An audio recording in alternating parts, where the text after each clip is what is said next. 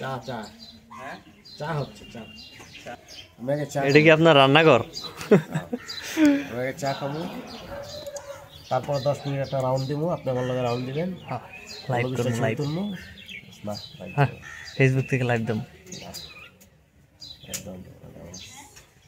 ঝামেলা নাই।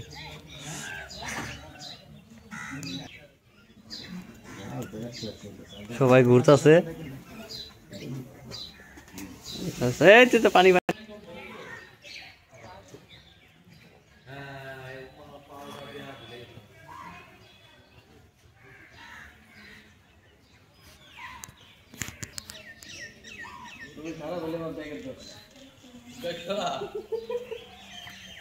তাও ছবি খারাপ করা যাবে না।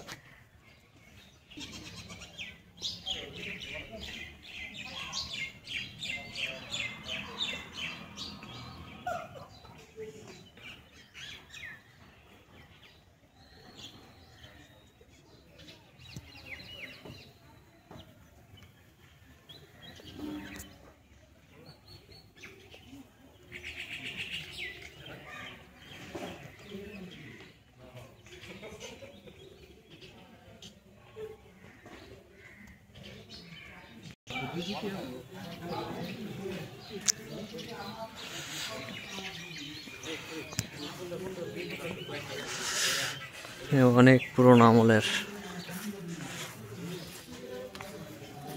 সবাই ছবি তুলতেছে আমাদের সাথে যারা আসছিল।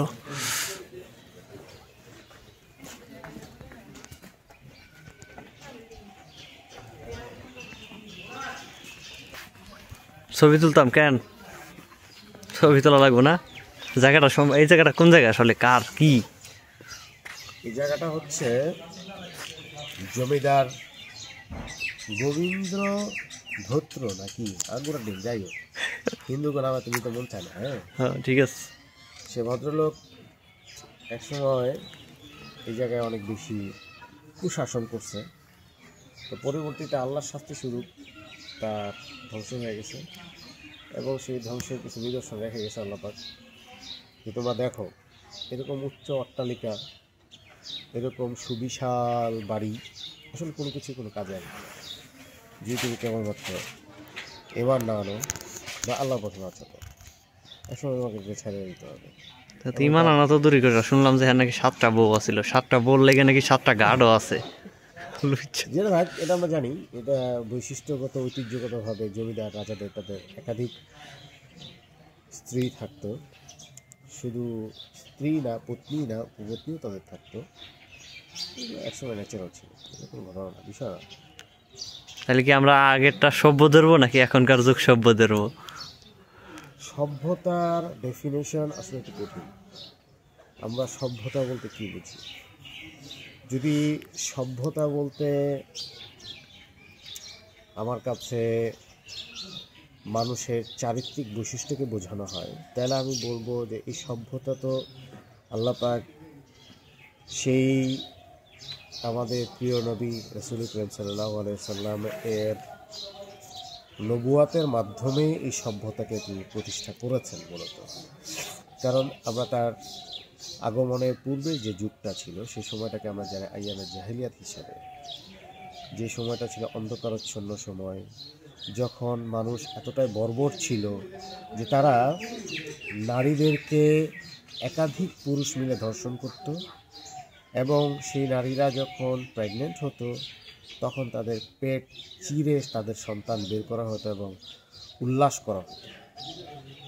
তো সেই অসভ্য বর্বর জাতিকে সভ্য করার লক্ষ্যে কিন্তু আল্লাহ পাক রাসূল করিম সাল্লাল্লাহু আলাইহি সাল্লামকে প্রেরণ করেছেন, এবং তার সাথে যে ইসলাম ধর্মকে তিনি প্রেরণ করেছেন, প্রতিষ্ঠা করেছেন, সেই ধর্মের মাধ্যমেই মূলত সভ্যতা পাওয়া সম্ভব।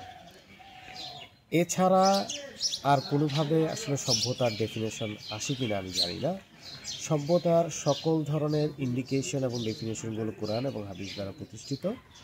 আমরা যদি কোরআনকে ফলো করতে পারি, হাদিসকে ফলো করতে পারি, তাহলে আমরা হয়তোবা সভ্যতার কিছুটা ছোঁয়া আমরা পাবো।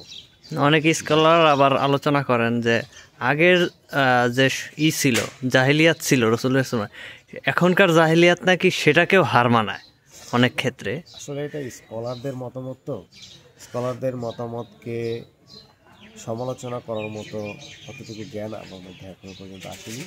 হয়তোবা তারা আমাদের থেকে অনেক বেশি জানেন, যে জানার প্রেক্ষিতে তারা এই কথাটা বলেন। বাট একজন সাধারণ মানুষ হিসাবে আমি অবশ্য যেহেতু সেই সময়কার জাহিলিয়াতটা দেখি নাই, এখনকার জাহিলিয়াতটা আমি দেখছি, সো এটা আমার কাছে আমার দৃষ্টিকোণ থেকে এটা অনেক বড়। বাট তখনকার তুলনার এখনকার তুলনা তখন হয়তো আমি কিছু কিভাবে কিছু দিব ফাইন্ড আউট সেটা ছিল আমি- যে এটা সেটা হতো। আমি বলতে পারছি না। তবে সাদৃশ্য বলতে পারি, সেই সময় যে ঘটনাগুলো হতো, যেমন একটা উদাহরণ আমরা অলরেডি দিয়েছি, সেই ধরনের ঘটনা আমরা প্রায়শই দেখি এখন হচ্ছে। সুতরাং আমরা এর সাদৃশ্য বলতে পারি। বাট ওটার থেকে এটা অনেক বেশি, এই কম্প্যারিজনটা যেহেতু আমরা আগেরটা দেখি নেই, সুতরাং এই মুহূর্তে আমি করতে পারছি না।